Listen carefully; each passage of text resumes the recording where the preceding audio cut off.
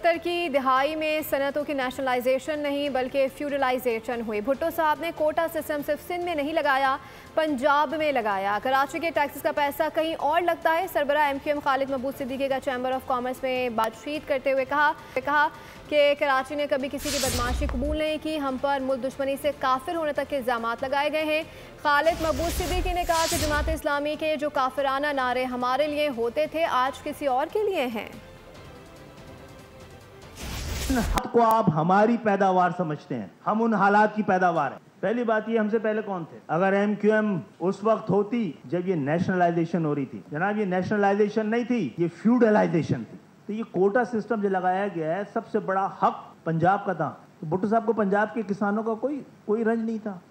उनको कोई देहातों से वोट पड़ा था, उनको नहीं परेशानी थी कि देहातों को वहाँ के कोटा सिस्टम उनके लिए भी होना चाहिए। तो आपके सूबे में क्यों लगाया?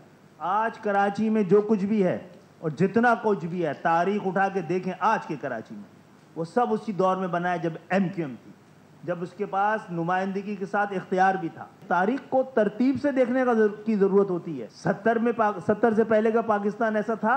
आप कहेंगे नहीं, तो 70 में कौन आ गया था? सब्सक्राइब करें और बेल दबाएं ताकि कोई खबर रह न जाए।